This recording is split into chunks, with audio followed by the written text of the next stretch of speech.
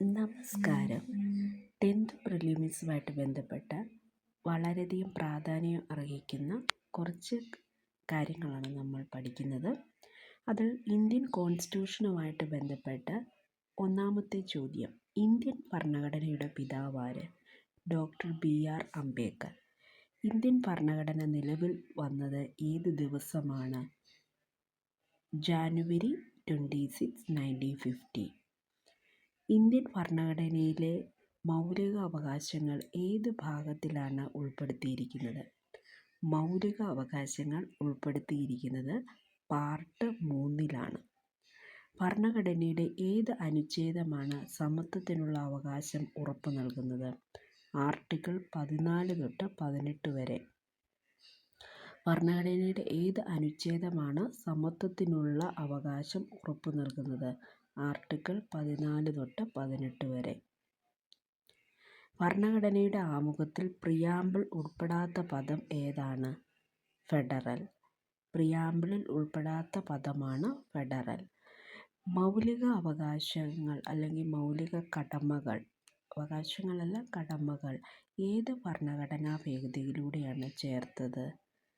42ാമത്തെ ഭേദഗതി, 42nd amendment. Indian ഭരണഘടനയുടെ ഭരണാധികാരി, guardian of the constitution. Indian ഭരണഘടനയുടെ ഭരണാധികാരി ആരാണ്? രാഷ്ട്രപതി, പ്രധാനമന്ത്രി, സുപ്രീം കോടതി, പാർലമെൻറ്റ്. സുപ്രീം കോടതിയാണ് ഇന്ത്യൻ ഭരണഘടനയുടെ ഭരണാധികാരി. ഭരണഘടനാ ഭേദഗതിയെക്കുറിച്ച് പറയുന്ന അനുച്ഛേദം ഏതാണ്? ഭരണഘടനാ ഭേദഗതിയെക്കുറിച്ച് പറയുന്ന അനുച്ഛേദം ആർട്ടിക്കിൾ 368 ഭരണഘടനാ ഭേദഗതിയെക്കുറിച്ച് പറയുന്ന അനുച്ഛേദം ആർട്ടിക്കിൾ 368. ഭരണഘടനയുടെ ആമുഖത്തിൽ സോഷ്യലിസ്റ്റ് എന്ന പദം ചേർത്തത് ഏത് ഭരണഘടനാ ഭേദഗതിയിലൂടെയാണ്? 42nd amendment.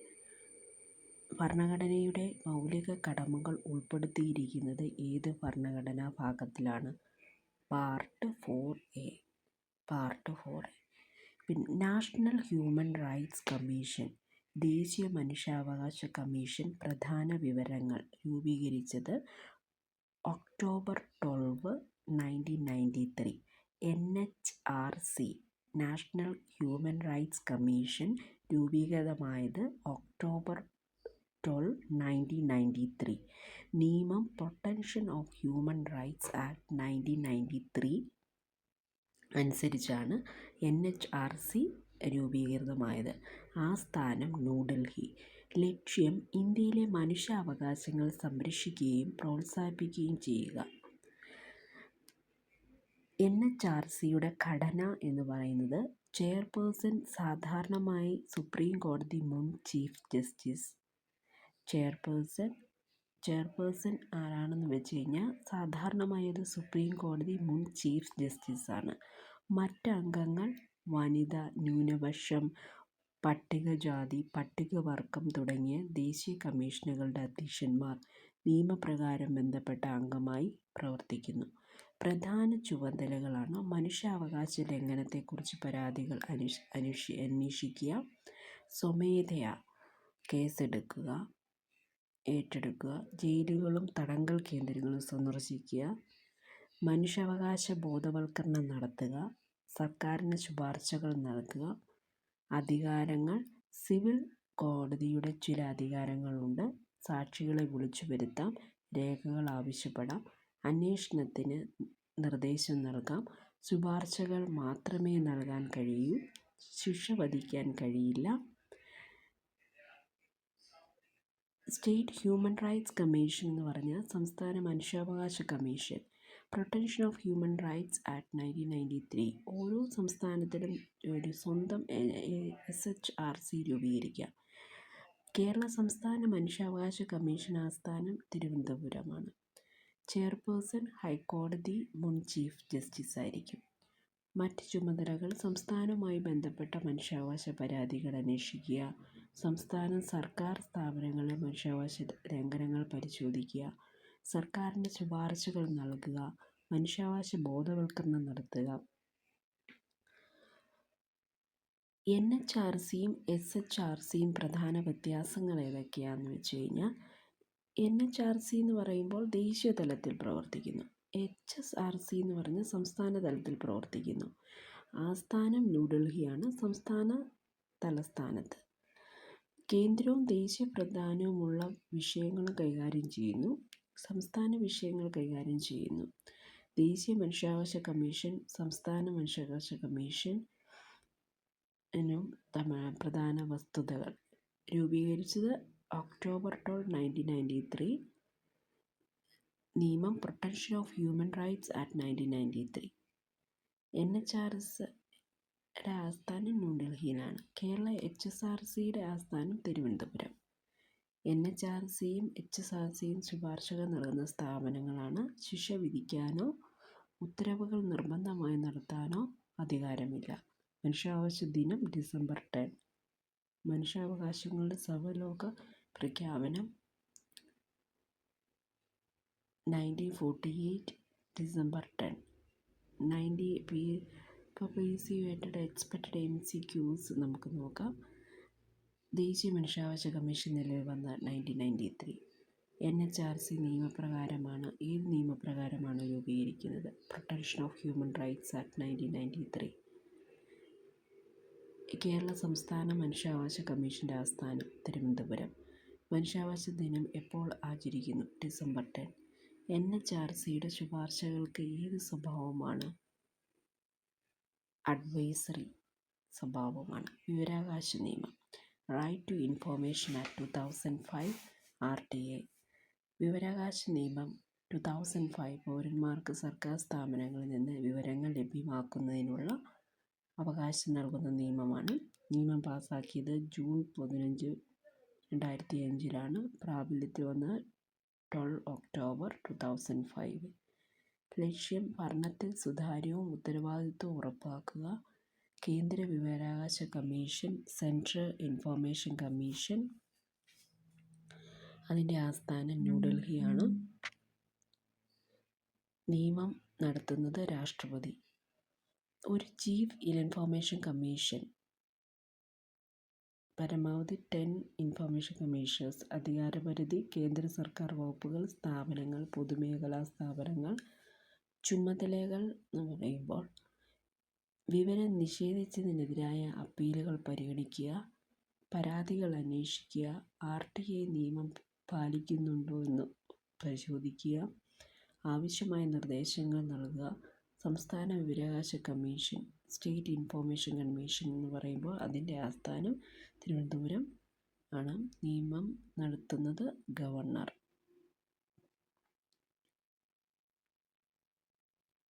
കേന്ദ്ര സെൻട്രൽ ഇൻഫർമേഷൻ കമ്മീഷൻ നിയമം നടത്തുന്നത് രാഷ്ട്രപതിയാണ്.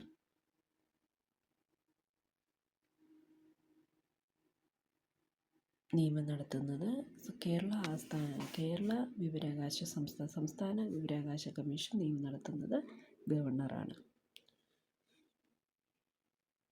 ചുമതലകൾ ഏതൊക്കെയാണ്? സംസ്ഥാനതല RTA അപ്പീലുകളും പരാതികളും പരിഗണിക്കുക, വിവരം ലഭിക്കാൻ നിർദ്ദേശിക്കുക, പിഴ ചുമത്തുന്ന അധികാരമുണ്ട്. RTA നിയമത്തിലെ പ്രധാന വസ്തുതകൾ: ജീവന സ്വാതന്ത്ര്യവുമായി ബന്ധപ്പെട്ട വിവരങ്ങൾ, മറ്റൊരു ഓഫീസിലേക്ക് അപേക്ഷ കൈമാറേണ്ട സമയം, അപേക്ഷകൻ കാരണം വ്യക്തമാക്കേണ്ടതില്ല. ചില വിവരങ്ങൾക്ക് RTA നിയമങ്ങൾ ഒഴിവാക്കലുണ്ട്. വിവരം മനഃപൂർവ്വം നൽകാതിരുന്നാൽ ദിവസം 250 വീതം പരമാവധി 25,000 വരെ പിഴ ചുമത്താം. PSC പ്രതീക്ഷിക്കാവുന്ന MCQs. വിവരാവകാശ നിയമം നിലവിൽ വന്നത് 12 October 2005. വിവരാവകാശ നിയമം ഏത് വർഷത്തിലാണ്? 2005. കേന്ദ്ര വിവരാവകാശ കമ്മീഷനെ നിയമിക്കുന്നത് ഏത്? രാഷ്ട്രപതി. സംസ്ഥാന വിവരാവകാശ കമ്മീഷനെ നിയമിക്കുന്നത് ഗവർണർ. സാധാരണയായി RTA അപേക്ഷകർ എത്ര ദിവസത്തിനകം മറുപടി നൽകണം? 30 ദിവസം. ജീവന സ്വാതന്ത്ര്യവുമായി ബന്ധപ്പെട്ട വിവരങ്ങൾ എത്ര സമയത്തിനുള്ളിൽ നൽകണം? 48. RTA നിയമപ്രകാരം വിവരം മനഃപൂർവ്വം നിഷേധിച്ചാൽ പ്രതിദിന പിഴ എത്ര? 500. RTA നിയമപ്രകാരം പരമാവധി പിഴ എത്രയാണ്? 25,000. RTA അപേക്ഷകൻ വിവരം ആവശ്യപ്പെടുന്നതിനുള്ള കാരണം വ്യക്തമാക്കേണ്ടതുണ്ടോ? ഇല്ല. ഗസറ്റഡ് ഓഫീസറുടെ സാക്ഷ്യപത്രം വേണം. അതൊന്നുമല്ല. RTA അപേക്ഷക വിവരം ആവശ്യപ്പെടുന്നതിൻ്റെ കാരണം വ്യക്തമാക്കേണ്ടതില്ല. വിവരാവകാശ നിയമത്തിൻ്റെ പ്രധാന ലക്ഷ്യം ഏതാണ്? ഭരണത്തിൽ സുതാര്യവും ഉത്തരവാദിത്വവും ഉറപ്പാക്കുക.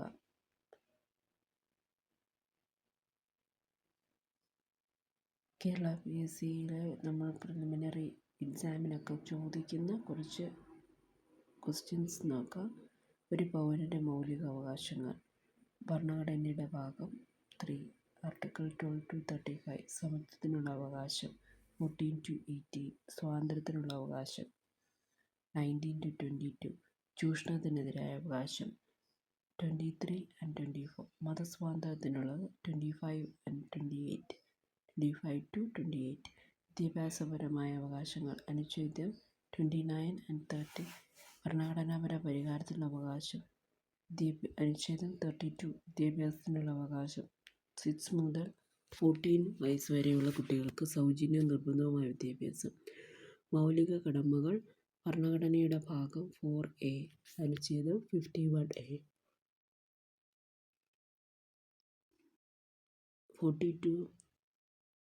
42nd ഭരണഘടനാ ഭേദഗതി 1976 വഴി ചേർത്തു.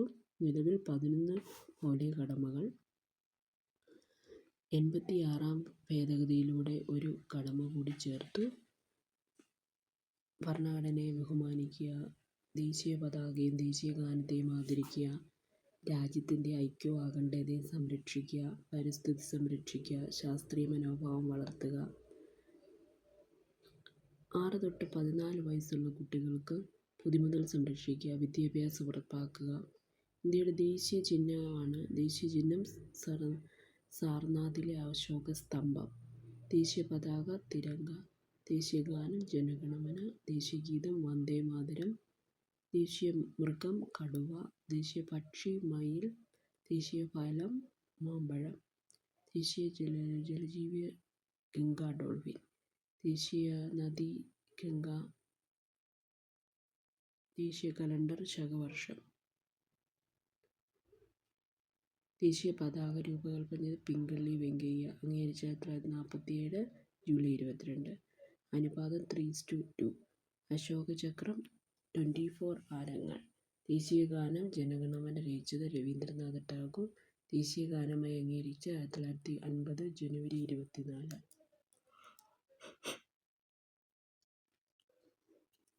ദേശീയ ഗീതം വന്ദേ മാതരം രചിച്ചത് ബങ്കിം ചന്ദ്ര ചട്ടോപാധ്യായ. കൃതി ആനന്ദമഠം. ആദ്യ 2 പദങ്ങൾക്കാണ് ദേശീയ ഗീത പദവി. അപ്പോൾ മൗലിക കടമകൾ ഏത് അനുച്ഛേദത്തിൽ ഉൾപ്പെടുത്തിയിരിക്കുന്നു? Article 51A. ദേശീയ പതാക രൂപകൽപ്പന ചെയ്തത് ആര്? പിംഗളി വെങ്കയ്യ. ദേശീയ ഗാനം അംഗീകരിച്ചത് എപ്പോൾ? 24 ജാനുവരി 1950. ദേശീയ മനുഷ്യാവകാശ കമ്മീഷൻ രൂപീകരിച്ചത് 1993. വിവരാവകാശ നിയമം 12 ഒക്ടോബർ 2005. RTA പ്രകാരം സാധാരണമായി എത്ര ദിവസത്തിനുള്ളിൽ വിവരം നൽകണം? 30. ദേശീയ ഗീതം ഏതാണ്? വന്ദേ മാതരം. ദേശീയ ചിഹ്നത്തിൻ്റെ ആധാരം എന്താണ്? സാർനാഥിലെ അശോക സ്തംഭം. ഭാഗം 3 മൗലികാവകാശങ്ങൾ. ഭാഗം 4 ആർട്ടിക്കിൾ 51A മൗലിക കടമകൾ. 22 ജൂലൈ 1947 ദേശീയ പതാക അംഗീകരിച്ചു.